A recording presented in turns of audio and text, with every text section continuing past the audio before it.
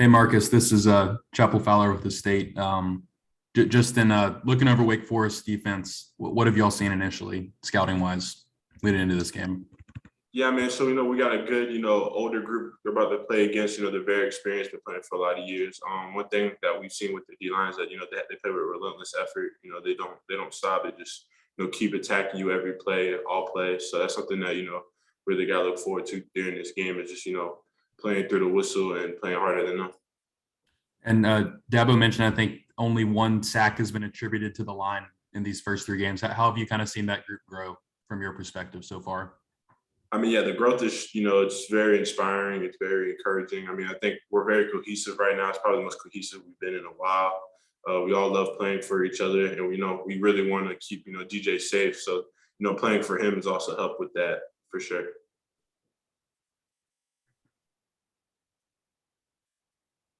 Marcus, I'll ask one while we're waiting. Your center, Will Putnam, won ACC Offensive Lineman of the Week last week. What have you seen from Will at that position so far this season? I mean, I think that's something that he deserves. He's been working his butt off, to get that center position right. And, he snaps every day after practice, before practice. He's been doing it all summer. And I think that's just a testament to how hard he's been working, playing center. And he's just trying to get better every day. And I feel like he still has another level to go to at that position.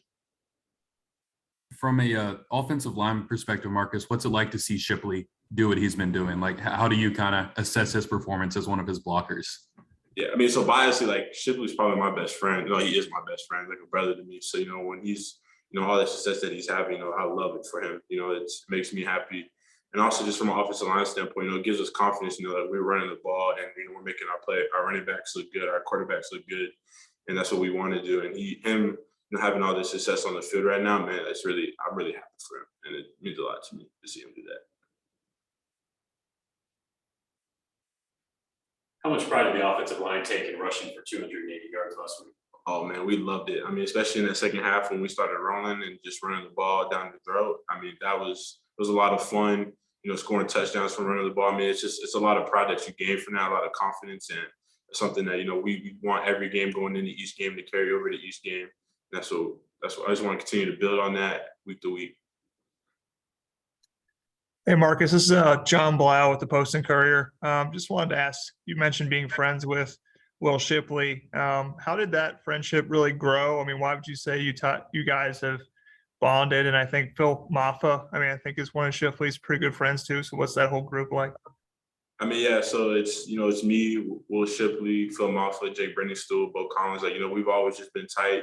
We came in together and we just clicked from the start. And, our friendship has taken off from there. And, hopefully, it's a lifelong friendship that I can continue with these guys. I love them. And, I would do anything for them. And I feel like that shows on the field the way we play for each other on the field. I think I saw on Twitter that you guys went to Hamilton in New York. Did you do that? I guess, can you tell me about that experience?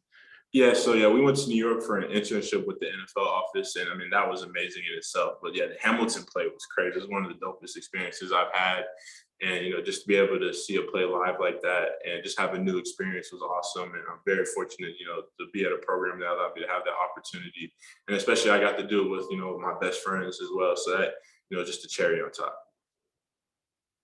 I guess, do you have a favorite part of Hamilton or a favorite character? Yeah, so it's Wait For It. When Aaron Burr performs his monologue, Wait For It, yeah, that did it for me. I was in awe the whole time when he was performing. He's played by Nikki Walker. Yeah, that was an awesome experience, especially that part of the show.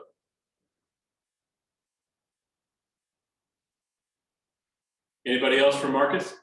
Yeah, Marcus, I had one more. This is Chapel again with the state. Dabo, I think, said Sunday that there's about 7 or 8 guys in the rotation at offensive line, or he mentioned, I think, Mitchell and Brian Tucker at the 6 and 7 spots. What have you kind of seen from that second team? I know they've gotten a chance to play more, especially over the last 2 games. How have you seen that group come along depth-wise?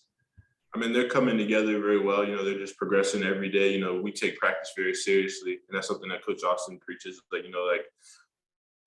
We want our practices to be harder than the game, and we try to take advantage of every rep that we get in practice. And they do that each and every day. They go against the ones they're doing everything they possibly can to get better. So, when they're on the field, I love it. Even when Mitchell got in to play next to me, like I was excited for him because, he deserves that moment. He had a really good week of practice last week. I don't expect nothing different from him this week. And, we just got to build consistency. And, what's important for us right now is building competitive depth. And I think we're doing that. We're building. You mentioned Blake Miller in the offseason. I think you said first round pick status. What's it like to see him, improve over the last few games after the Georgia Tech kind of trial by fire, kind of like you had against Georgia, right? Yeah, I mean, it's awesome for him. He deserves it. He's working his butt off. I love to see that he's getting confidence week to week. You can just see it in the little things, in the way he's setting, the way he's coming off the ball. The confidence go through the roof, and that's very encouraging. I really wish that for him. I hope it builds for him throughout the season as we go against tougher opponents, and I think it will. I think he'll really flourish. Hey, Marcus, Sam Newman from the Clemson Insider. Where would you kind of assess that you're at this point right now compared to last season at this point? I know you guys were going into playing NC State, so it's another, ACC matchup big on the road. Where would you kind of assess that you are personally compared to last season at this point? Definitely, I'm just more comfortable where I'm at. I don't really feel like I'm trying to pick up on too many things or, worrying about my play right now. Right now, I'm just, playing free.